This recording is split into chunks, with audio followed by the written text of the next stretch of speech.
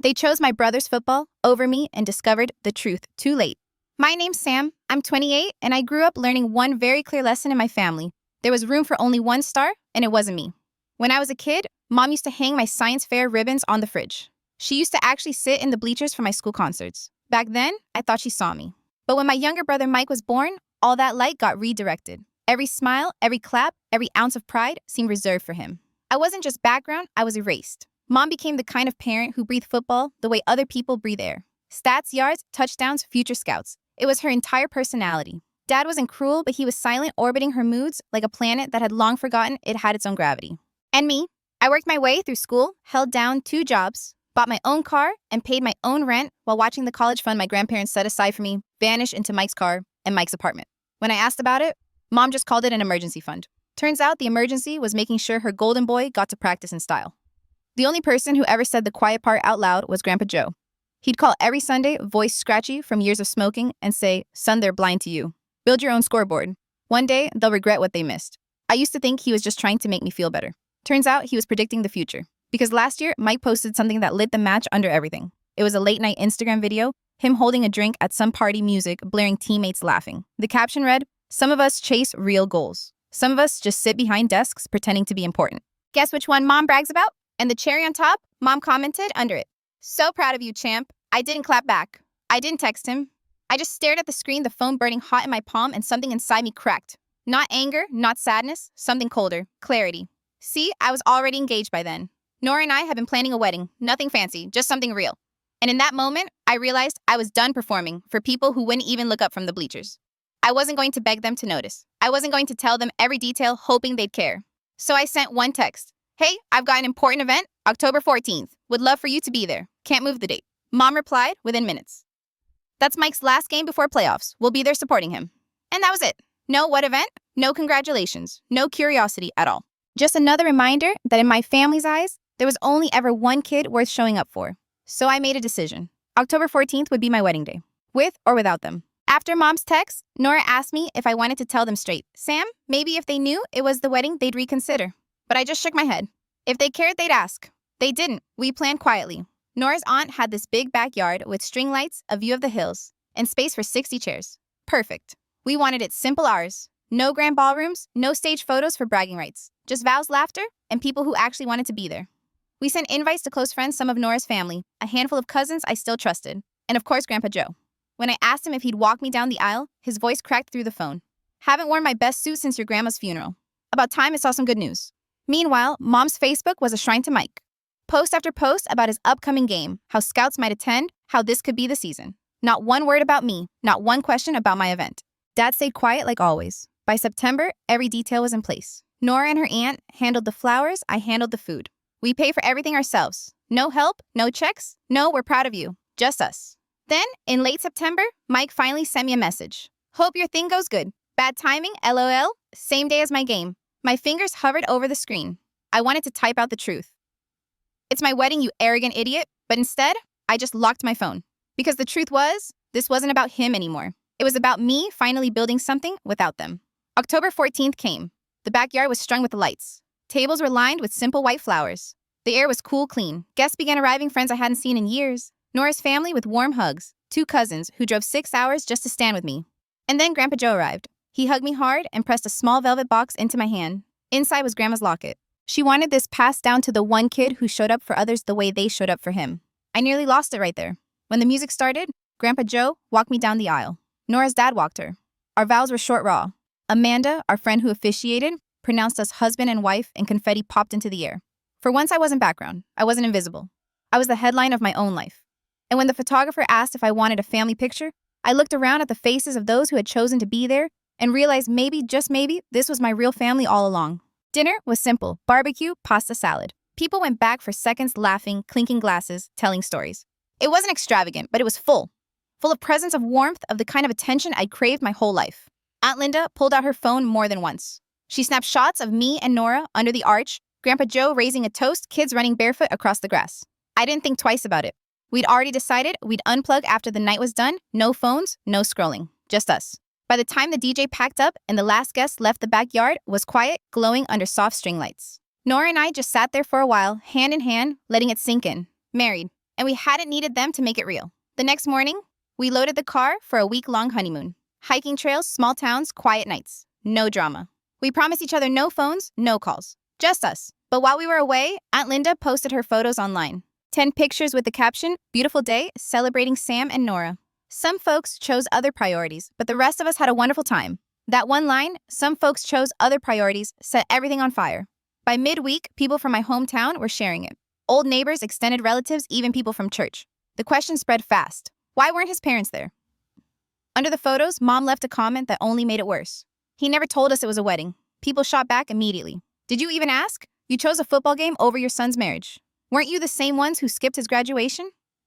By the time Nora and I drove home a week later, my phone was ready to explode. Dozens of missed calls, angry texts, voicemails, notifications stacked like a wall. At first, I thought something terrible had happened. Then I opened Messenger. Mom's messages ranged from rage to desperation. "How dare you humiliate us like this? Your aunt had no right to post those photos. You should have told us." And then hours later, the tone shifted. "Please call me. We need to talk. People won't stop messaging me. I can't sleep. This is tearing our family apart." Even Mike had chimed in with his usual venom, "Real classy move, bro.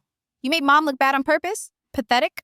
But then came the voicemail from Dad. His voice was flat heavy. "I'm sorry, son. I know I failed you. I should have been there. I should have been at a lot of things. Things are going to change, or I'm done." For the first time in years, it wasn't silence. It wasn't excuses. It was something I'd never expected to hear, regret. And in that moment, I realized the wedding wasn't just a turning point for me. It was the match that lit a fuse under decades of denial. Word spread faster than I imagined. Aunt Linda's post didn't go viral to the world, but in my parents' circle, it might as well have been front-page news. Their friends, neighbors, church community, everyone saw the pictures. Everyone saw their absence. For once, the spotlight wasn't on Mike's touchdowns. It was on what they didn't do, what they didn't care about. Mom's phone apparently wouldn't stop ringing. Cousins texted me screenshots of her snapping at people, in comment sections trying to defend herself. We didn't know it was his wedding, but the truth was obvious. She never bothered to ask. Mike, of course, went on the offensive. He texted me again. "You're jealous. You always have been. You couldn't stand me having my moment, so you sabotaged the family." I didn't reply. I didn't need to. Because for once, other people were saying what I'd wanted to scream for years. Comments piled up, "Sam deserved better. How many times are you going to neglect one kid for the other?" Grandpa Joe called me the night after we got back. His voice was low calm, but there was steel in it. He'd driven 3 hours to confront them in person. He told me what happened. He sat in their living room while Mom cried and Dad stared at the floor. And he didn't shout. He didn't lose his temper.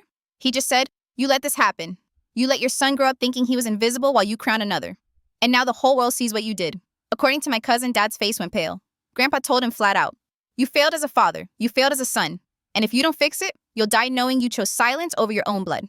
That same night, Dad called me. His voicemail was short, almost broken. "I know I don't deserve forgiveness, but I don't want to lose you completely. I'll do whatever it takes." Meanwhile, Mom's messages kept flooding in. Some were still angry, others were pure guilt. "I'm your mother. I deserve a chance to explain. You don't know how hard this has been on me. Please don't cut us off." But every time I read them, I felt the same sting I'd felt standing alone at science fairs, graduations, birthdays they skipped. This wasn't new. The wedding didn't create the wound. It just ripped the bandage off. The irony, Mike's big game that day, the one they skipped my wedding for, was a disaster. He threw 2 interceptions, got benched in the second half, and his team lost. The jokes online wrote themselves. "Skipped your brother's wedding for that." Even some of his teammates piled on with laughing emojis. For the first time in his golden boy life, Mike tasted what it felt like to be laughed at. And I didn't have to lift a finger. A few days later, Dad asked to meet. Not at the house, not with Mom, but at a quiet diner 2 towns over. He said he didn't want anyone overhearing. That alone told me something had shifted.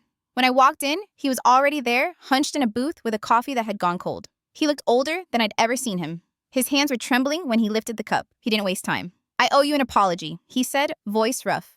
For a second, I just sat there. My whole life, he'd let Mom's favoritism run unchecked, hiding behind silence. Hearing him open with those words felt unreal. "I should have been at your wedding. I should have been at a lot of things." He continued, staring into the coffee like it might swallow him. "Graduations, birthdays. All the times I sat back and thought keeping the peace meant being a good dad. I was wrong. I failed you." I didn't interrupt. I wanted to see if this was real or just guilt talking. Then he said something I didn't expect. "Your grandfather was right. He told me I let this house fall apart, and he's right. I let your mother run things, and I was too cowardly to fight for you. I don't want to die with that on my conscience." His words hit harder than I wanted them to. For once, he wasn't defending her. He wasn't brushing it aside. He was owning it. He promised he'd start counseling. Said he'd even pay back the money Mom had stolen from my college fund, even if it took years. It's not about the money, he admitted. It's about proving I can finally do something right. We sat there in silence for a while. the sound of forks clinking on plates around us. Then he ordered pie for both of us like it was some kind of peace offering. I ate it not because it fixed anything, but because part of me wanted to believe this wasn't just talk. When I got up to leave, he looked at me with tired eyes and said, "I can't undo the past, son. But I can fight for the future if you let me." It was the first time in my life I felt like maybe, just maybe, Dad was finally choosing me. 2 days later, Mom wanted her turn, but she didn't come alone. Dad insisted on being there and Nora came with me. I wasn't going to sit through whatever this was without backup. We met at the same diner. Mom looked wrecked. Puffy eyes, hair frizzed like she hadn't been sleeping. She didn't even sit down before she started crying. Loud, messy sobs into a napkin. Heads turned from nearby tables, but she didn't care. "You didn't tell us it was your wedding," she wailed. "If you had, we would have been there." I felt my jaw tighten. "I invited you to an event. You didn't even ask what it was. You decided Mike's game was more important. That's not a misunderstanding. That's a choice." She shook her head, gripping the napkin like it might save her. "I thought I was supporting the child who needed me most. Mike's career has a window and I didn't want him to miss it." I leaned forward. "You didn't support him. You obsessed over him. You forgot you had another son. Do you even realize how many times you've skipped out on me? College fund gone, graduations, ignored birthdays, brushed aside. You erased me, Mom." For once, she didn't fight back. She just kept saying, "I'm sorry," through tears, but sorry felt like water poured on a fire years too late. Dad broke his silence. "Counseling starts next week," he said firmly. "I'm going. You should come too. Things are changing whether you like it or not." Mom looked at him like he'd betrayed her. But she didn't argue. She just sobbed harder. I finally said, "I'm not cutting you off, but I'm not pretending everything's fine either. If you want a relationship with me, it'll take more than apologies. It'll take change. Real change." She nodded, through tears whispering, "I'll try." But deep down, I wondered, was it guilt making her cry or fear that for the first time, she was losing control? 2 days later, Mike texted, "Meet me, man to man." We met at the park near my apartment. He showed up in his team hoodie hood, up hands shoved in the pocket like he was already bracing for a fight. His eyes were tired, dark rings under them. He didn't even bother with small talk. This whole thing, he muttered, it blew up bigger than it should have. "Scouts are on my back. Coaches are pissed. People won't stop making jokes online. You turned one wedding into a circus." I laughed bitterly. "No, Mike. Mom and Dad turned it into a circus years ago. You just enjoyed the spotlight. I was the one in the shadows." He shifted uncomfortably, kicking at the gravel. "I never asked to be the favorite." I stared at him. "But you never hated it either. You wore it like a crown while I was treated like a ghost." For once, he didn't have a comeback. He just muttered, "People hate me now because of this." I shook my head. "No. They hate what you represent, a family that put one kid on a throne and told the other to settle for scraps. You didn't build that system, but you sure thrived in it." He looked at me, and for the first time, I saw something break in his expression. Not arrogance, not anger, just emptiness. "So, are we good?" he asked quietly. I took a breath. "We're not enemies, Mike. But we're not brothers right now either. Not until you start owning the truth instead of hiding behind it." Silence hung heavy between us. He nodded once, shoved his hands deeper into his hoodie, and walked away. I stood there, heart pounding, realizing that maybe the brother I wanted never really existed. That same week, Grandpa Joe called me. His voice was calm but firm, the way it always was when he wanted me to pay attention. "Your dad's been shaken, son." I told him to his face that he failed you. I think this time, he actually heard me. 2 days later, Dad asked to meet alone. He picked a diner 2 towns over. Said he didn't want anyone overhearing. When I walked in, he was already there, coffee in front of him, untouched. He looked smaller somehow, hunched like the weight of all those years was finally crushing him. "I owe you an apology," he said before I even sat down. His eyes stayed fixed on the steam rising from his cup. "I should have been at your wedding. I should have been at a lot of things. Your games, your graduations, all of it. Instead, I let your mother run the house because I thought avoiding fights meant keeping the peace. I thought I was being a good father. I wasn't. I was a coward. I didn't speak. I wanted him to sit in that silence. For once, let him feel how empty it had been for me all these years." He went on, voice low. "I've started counseling. I told your mom she needs to come too, or I'm done. I don't know if it'll fix things, but I'm trying. I even set up a payment plan to start paying back what we stole from your college fund. It'll take years, but I want to do it." For the first time in my life, I saw my father look ashamed. Not for me, not for Mike, but for himself. "I don't expect you to forgive me today," he said, finally meeting my eyes. "But I want to start earning it. Not with words, with actions." I leaned back, studying him. The man who had been silent my whole life was finally speaking. It didn't erase the past, but maybe it was the first step towards something different. We sat in silence for a long time, the clatter of dishes filling the space. Finally, he ordered 2 slices of pie, like dessert could somehow smooth the cracks. It didn't, but I ate anyway. And for the first time in years, I didn't feel invisible in front of my father. 2 days later, Mom asked to meet this time with both of them. I brought Nora. I wasn't going to sit alone across from my mother's crocodile tears. The moment we slid into the booth, Mom's face crumpled. Puffy eyes, hair, undone napkin already clutched in her fist. "You didn't tell us it was your wedding," she sobbed. "If you had, we would have been there." Her voice was loud enough that the waitress glanced over twice. I didn't flinch. "I invited you to an important event. You didn't even ask what it was before choosing Mike's game. That's the problem, Mom. You never cared enough to ask." She broke down harder. Loud, messy sobs that made people turn in their seats. I thought I was supporting the child who needed it most, she stammered. Mike had a window of opportunity scouts games. I cut her off. No. You obsessed over him and forgot you had another son. You didn't just miss one wedding. You missed graduations, birthdays, every milestone that mattered to me. She tried to hide behind apologies, but I pushed back. Sorry doesn't erase years of choices. Sorry doesn't give me back the college fund you spent on him. Sorry doesn't walk me down the aisle. Her tears filled the space, but for once, Dad spoke up. His voice was steady, almost unfamiliar. Things are changing, Linda. I'm in counseling, and you're coming with me, or we're done. Her sobbing stopped like she'd been slapped. She looked at him, truly looked, and for the first time in decades, my father didn't back down. By the end of the meal, I said my piece. I'm not cutting you off, but I'm not pretending everything is fine either. If you want a relationship with me, with Nora, with your future grandchildren someday, you earn it. No more excuses. No more Mike first, everyone else second. You prove it. Mom nodded, mascara streaking her cheeks. Dad just looked tired. As Nora and I left the diner, she squeezed my hand. You didn't just speak for yourself back there, she whispered. You spoke for every version of you they ignored. And for once, I didn't feel like the forgotten son. I felt like someone finally taking back the pen to write his own story. A few days later, Mike texted me. Meet me, man to man. We met at the park near my apartment. He showed up in his team hoodie jaw tight like he was already annoyed. Before I could say a word, he spat it out. This whole wedding thing? It blew up bigger than it should have. Scouts, coaches, teammates, they all think I'm some selfish jerk now. You cursed my season. I laughed bitter. No, Mike. You cursed yourself. It blew up because Mom and Dad spent years acting like I didn't exist while you rubbed it in my face every chance you got. He kicked at the gravel. I didn't ask to be the favorite. Maybe not, I said. But you enjoyed it. You bathed in it. You called me average. You posted about being the real goal chaser. You loved the spotlight, Mike, while I was fighting for scraps. For once, he didn't have a comeback. He stared at the ground, shoulders hunched like a kid caught cheating. After a long pause, he muttered, people hate me now because of this. They don't hate you, I said quietly. They hate what you represent. A family that crowned one golden child and erased the other. His eyes flicked up at mine, uncertain, almost pleading. So, are we good? I shook my head. We're not enemies, but we're not brothers either. Not right now. You've got a lot to unlearn before that word means anything again. He didn't argue. He just shoved his hands into his hoodie pocket and walked off, leaving me with a hollow ache.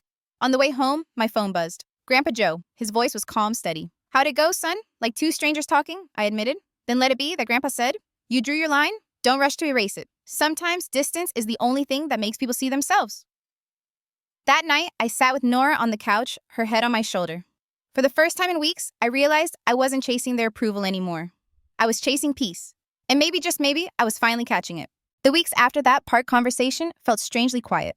Almost too quiet, like the silence after a storm, when you don't know if it's really over or just catching its breath. Dad kept his word. Every month, a small transfer popped up in my account, labeled college fund payback. Sometimes $20, sometimes $50. Not much, but it wasn't about the number. It was about him trying, finally. He even attached a little notes, month one, starting slow or getting there. For a man who once said almost nothing, those notes spoke louder than any speech. He also told me he'd started counseling. Said it felt strange at first, like dragging his thoughts out into the light, after decades in the dark.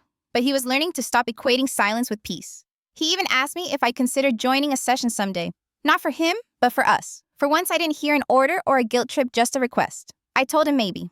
Mom was different. She texted me at odd hours. Apologies that read like half-formed prayers. I didn't realize how much it hurt you. Or I only wanted to support Mike because I thought he needed it. I stopped replying with anger. Instead, I told her the only truth that mattered. I don't want words. I want change. Show me, don't tell me. Sometimes, she'd send nothing back. Other times, just a single, okay, Mike. He went mostly silent. No more cocky posts, no highlight reels plastered with bragging captions. His season ended in a quiet playoff exit, no scouts calling like he'd promised everyone they would. For the first time in years, I saw my brother shrink instead of shine. And I wondered if maybe, just maybe, that was what he needed to finally grow. Meanwhile, my own life started moving forward. Work offered me a lead role on a new product team. Bigger responsibilities, better pay. And for once, recognition that wasn't followed by someone else's shadow. Nora picked up more photography clients. Our savings account grew, and we started scrolling through houses online, daring to imagine a future that belonged to us and no one else. On Christmas, Dad showed up alone. He brought a small gift for Nora, a set of baking dishes she actually needed, and a framed photo from our wedding he'd printed from Aunt Linda's post. He said quietly, I wanted you to have this. It was simple, almost awkward, but it meant everything. Before he left, he put his hand on my shoulder. I'm proud of you, son. Words I had never heard in 28 years. That night, as Nora and I washed the new dishes, I realized something. For the first time in my life, the house felt full, not because of the family I was born into, but because of the one I was building. The storm hadn't disappeared, but I wasn't living inside it anymore. Thanks for watching and hanging with us to the end. Your likes, subs, and comments keep these stories coming. See you in the next one.